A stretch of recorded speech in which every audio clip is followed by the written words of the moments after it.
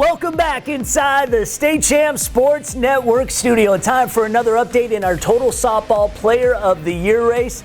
And those of you in the top 10, you can be rest assured there are no changes this week. So you are safe for at least one more week. Now, we teased last week that we thought it would be a good opportunity to kind of take a look at the top 10 we have and some on the watch list who are on the bubble of getting in about some potential playoff matchups that come up because obviously from this point forward, especially big game performance is a big part of who ends up in the Final Four, who ends up being the champion, and we do have some interesting matchups. We have some great matchups, and so when we look at the Division I, in the top bracket, to me, the top bracket is loaded. And right off the get-go in districts, you got Heartland against Howell.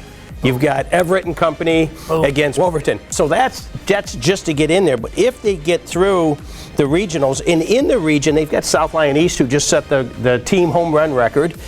You've got South Lyon in there. You've got Canton. You got Plymouth. So if they get through that, as I'm checking my notes, an opportunity for Ellie Sealer, who's at Monroe. By the way, Ellie Sealer is on the verge of hitting 700. It's only been done 7 times previously. And 700. 700. Which is insane. But it's amazing. So she may have an opportunity in a regional to face somebody like a Heartland or a Howell and be able to strut her stuff to try and earn her way into the top 4 and potentially win it. A little further up as we start to project out, a lot of things happen in one game knockout, but you got Grand Blanc that very well could run into Granville, which is 1 against 4. Right. And then if that does happen, they would face probably a Howell or Heartland winner in the semis. So that is that's pretty cool stuff. And then down on the lower bracket, which I don't feel like is strong, I think Allen Park has an excellent chance of making it all the way to the semis. And we got Maddie Ramey, who's on the watch list there. Yeah. But you also have Dakota, Anchor Bay, Novi, right, and Mercy. So you got a lot of our top 10 kids in there that can be competing to work their way up. Probably see Allen Park in the semis, and then we'll see who makes it to the finals. It's crazy, and that is a lot of times when the rubber meets the road is we see these matchups, and then when we see them go head-to-head in the biggest games, what do? That's what usually sets the difference on how a Final Four is actually selected, because it's an incredibly tough process. The committee gets in a room down the hall, and we start hashing it out and saying, here's the numbers, here's the big game performances, and these districts and regionals, quarters, and semis are going to say a lot. That's right. Punches are thrown, ice is administered, but in the end we come out bruised and bloodied, but we have our Final Four. I'm kidding.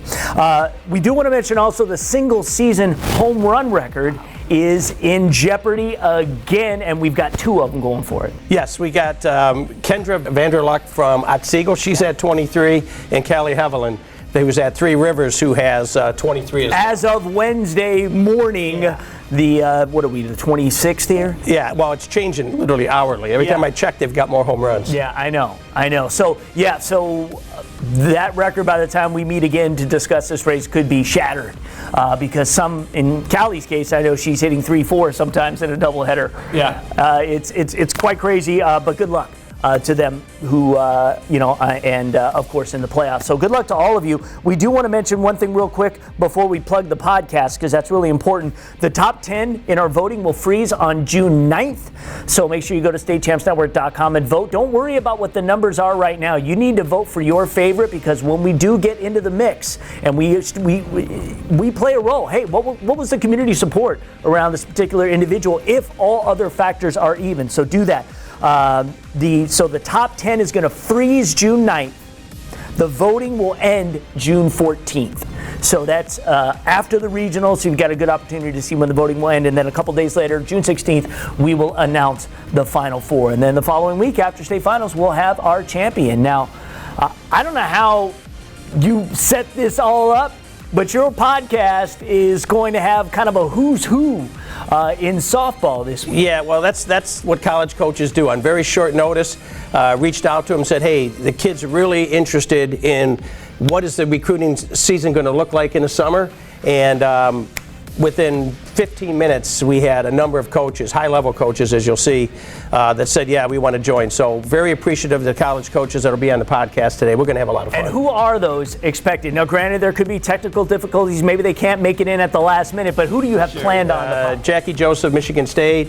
Bonnie Thole, the associate head coach at Michigan. You got Eric Oakley, head coach at Kent State University, who's recruited our area for years and years, done a great job. You got Todd Buckingham, who's with assistant coach at Western Michigan, and of course Karen Baird right here at Lawrence Tech is going to be in the studio with us. So we're going to have fun. Absolutely. So check it out. It is the State Champ Swing Away podcast. You can catch up and listen to all the previous podcasts they've had. They've all been really informative. A lot of recruiting talk, a lot of names getting shouted out.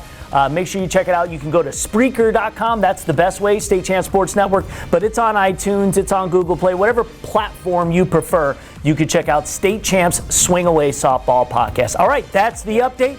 We'll have another one next week.